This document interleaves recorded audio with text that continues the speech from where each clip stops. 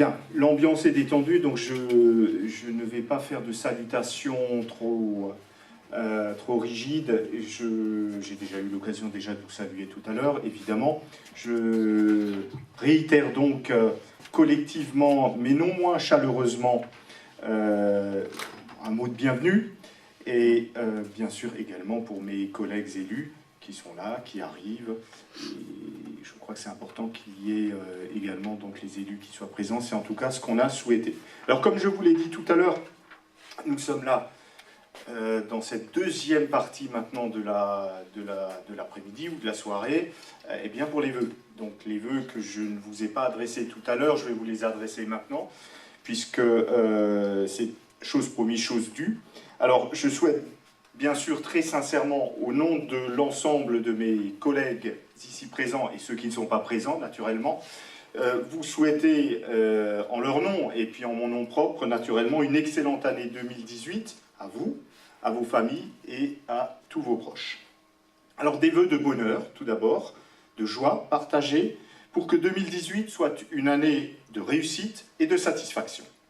Une année qui vous procure également l'épanouissement et le rayonnement dans votre vie personnelle, avant toute chose, mais également professionnelle. Que 2018, aussi et surtout, c'est le plus important, dit-on généralement, mais Dieu sait que c'est vrai, vous garde en bonne santé, vous et les êtres qui vous sont chers.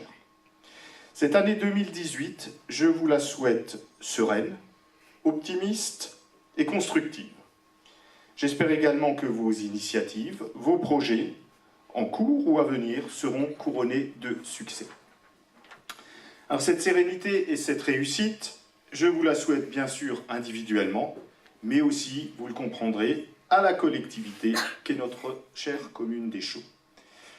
Chers collègues, agents et élus, que cette nouvelle année renforce notre cohésion, afin que chaque jour puisse être consacré au développement de notre commune et au bien-être de ses concitoyens. Alors j'ai peu l'occasion de m'adresser à l'ensemble des agents municipaux d'un coup, dans à un même moment. C'est pourquoi j'ai voulu ce moment. C'est une initiative, vous l'aurez noté, les vœux du maire aux agents. J'ai souhaité isoler ce moment-là des vœux du maire que j'adresserai aux habitants, aux Escoviens, aux autres, à toutes les forces vives des Chauds.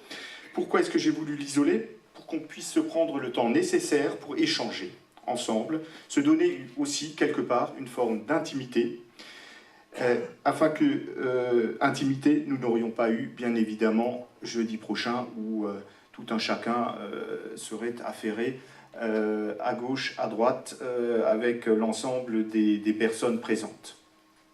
Attention, ce qui ne veut pas dire que vous n'êtes pas invité jeudi prochain, bien au contraire, et j'aurai grand plaisir à vous y resaluer. Alors, j'aimerais surtout ce soir profiter de ce moment pour vous remercier. J'ai été élu à la tête d'une équipe municipale sur la base d'un projet.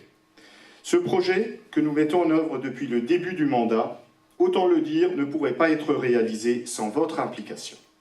Nous faisons en effet un travail d'équipe au service de l'intérêt général. Et si j'en suis le capitaine, je ne pourrais rien faire sans mes joueurs, c'est-à-dire sans vous, chers collègues. Par-delà les divergences qui peuvent parfois exister entre un employeur et les employés, mais pas au pays des bisounours, évidemment, des divergences qui sont le plus souvent, je dirais, liées à un manque de communication. Je connais votre sens du service public et votre professionnalisme au sein de l'action locale. Alors tout simplement, merci à chacun et à tous collectivement. Ces remerciements, croyez-le bien, sont sans flagornerie, car je connais les attaques, dont vous, les agents publics, faites parfois l'objet. Autant de caricatures mesquines que nous ne partageons évidemment pas au sein du conseil municipal. Et c'est quelqu'un qui est issu du monde du privé qui vous le dit, en toute sincérité, sans arrière-pensée et sans hypocrisie. En réalité, au regard des missions qui sont les vôtres, et les nôtres aussi, qui voudrait que nous fassions moins pour nos concitoyens? Qui voudrait, pour l'accueil de ses enfants par exemple, que nous réduisions le nombre de places aux galipettes, ou que nous n'assurions plus les activités périscolaires avec la qualité prodiguée par nos petits loups. Qui voudrait que nous diminuions nos engagements pour les personnes âgées? Qui accepterait que nous réduisions les moyens de nos services techniques pour maintenir en état nos bâtiments ou espaces publics ou encore nos espaces verts? Qui voudrait diminuer la qualité d'accueil des services à la mairie, moins communiquer, ou réduire la sécurité autour de nos établissements scolaires ou sur l'espace public? Qui regrette que les associations soient soutenues, qu'elles aient accès à des infrastructures entretenues par nos équipes techniques? Personne, bien évidemment. Je veux dire ainsi qu'en tant qu'usager du service public, chaque habitant se sent concerné par votre travail et nourrit donc de fortes attentes.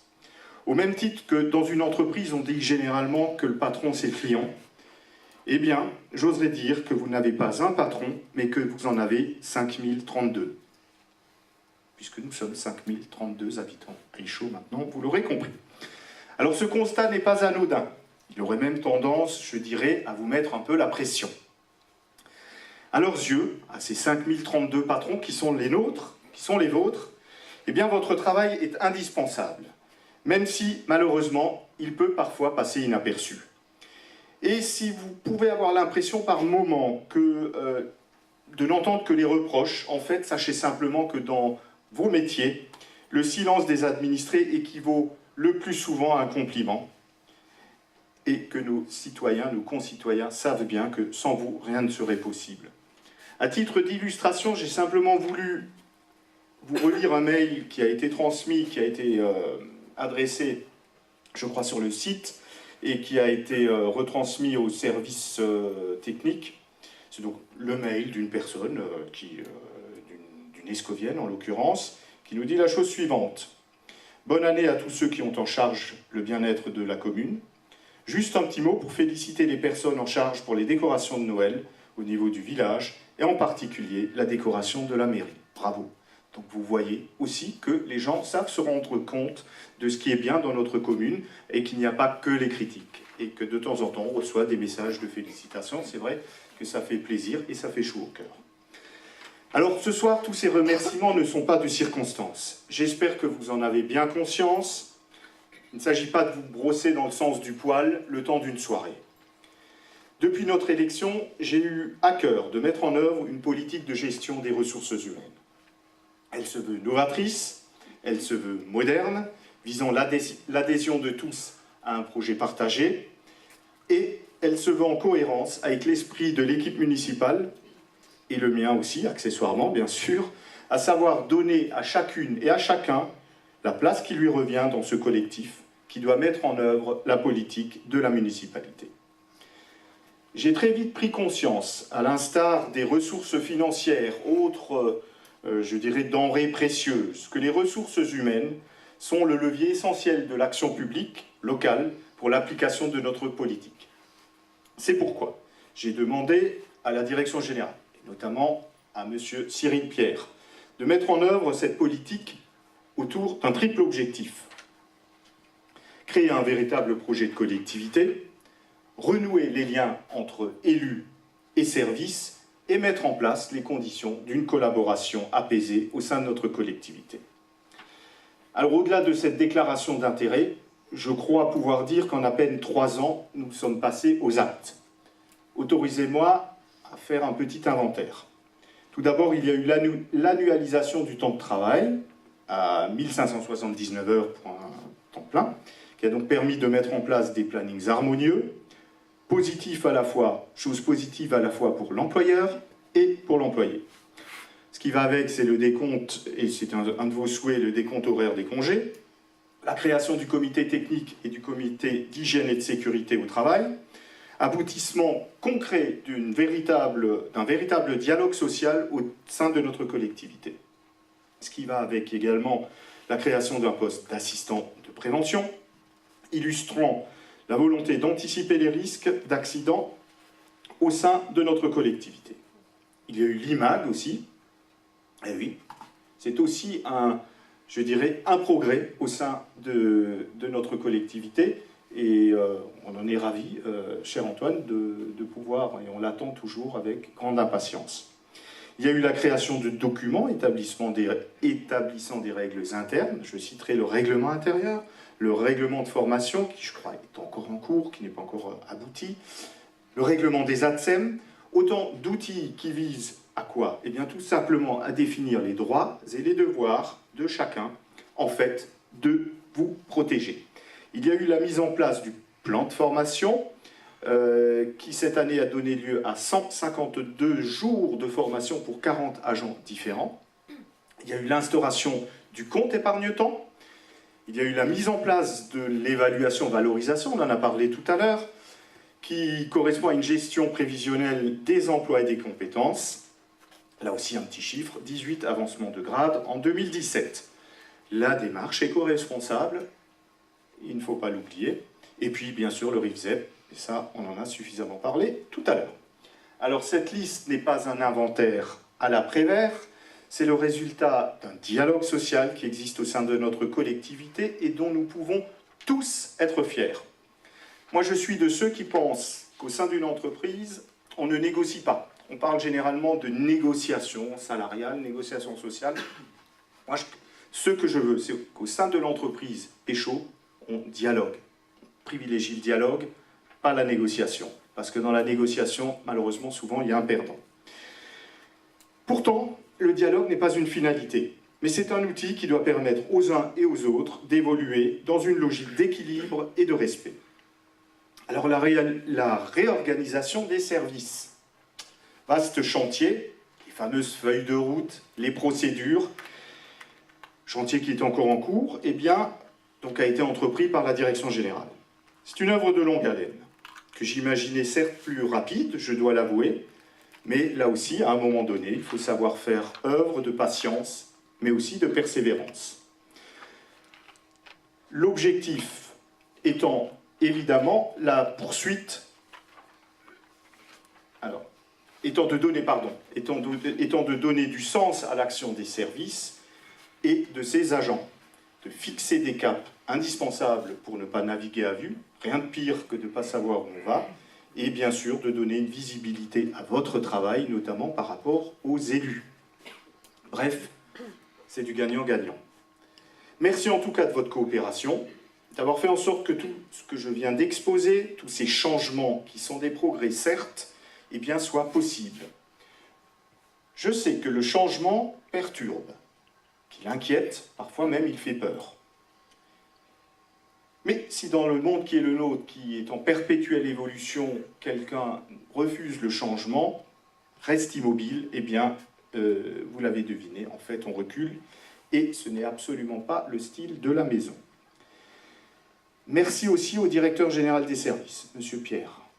Je vous ai cité tout à l'heure, mais il est vrai que après une période d'adaptation, il a fallu qu'on fasse connaissance ensemble. Eh bien, je crois qu'on a rapidement compris quelles étaient les intentions des uns et des autres. Vous avez su évoluer au contact de la nouvelle équipe municipale, et je pense au mien en l'occurrence, et je crois que là aussi, cette écoute réciproque nous a permis de faire tout ce que je viens de citer. Vous en avez été, bien sûr, la cheville ouvrière, enfin vous et vos services. Je tenais à vous remercier, parce que sans vous, tout ceci n'aurait pas été possible, je tenais à le rappeler. Alors en 2018, on y est, nous avons encore beaucoup de pain sur la planche. Vous l'avez vu tout à l'heure, le RIFZEP, vous connaissez maintenant chaque détail, vous maîtrisez parfaitement tous les mécanismes, eh bien il faudra le mettre en place.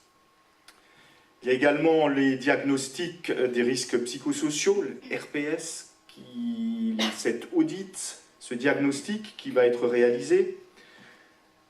On l'a dit également tout à l'heure, cet engagement que j'ai pris pour la réflexion sur la protection sociale et bien sûr la poursuite de la modernisation de nos services. Sans compter évidemment les projets de la municipalité élue qui sommes rentrés dans la deuxième moitié de notre mandat avec au moins autant d'envie, de dynamisme et d'idées que nous n'étions rentrés dans la première moitié. Ça promet. Alors ces chantiers ne se feront évidemment pas sans vous, car vous serez les premiers concernés par leur mise en application sur le terrain. Et encore une fois, j'userai et j'abuserai, voilà, excusez-moi, de vos compétences, de votre disponibilité, de votre attachement, de votre passion. J'avais écrit à un moment donné, je vous l'avoue, un mot qui commence par A, qui suit par M, puis un O, et puis bon, ce Pierre m'a dit, il ne faut pas déconner quand même. Voilà. En tout cas, à minima, votre attachement et votre passion pour la commune. Cette commune qui est la vôtre, soit parce que vous y habitez, soit par, je dirais, parce que vous y travaillez. Et si c'est la vôtre, c'est que, avec tous les habitants savent ce que vous faites pour elle. Voilà donc en tout cas, mes chers amis, les messages que je souhaitais partager avec vous. Je terminerai ce discours en vous réitérant une nouvelle fois mes vœux et mes remerciements pour votre travail, pour votre collaboration, qui, j'en suis convaincu, se poursuivra en 2018 sous les mêmes auspices. Bonne année, merci.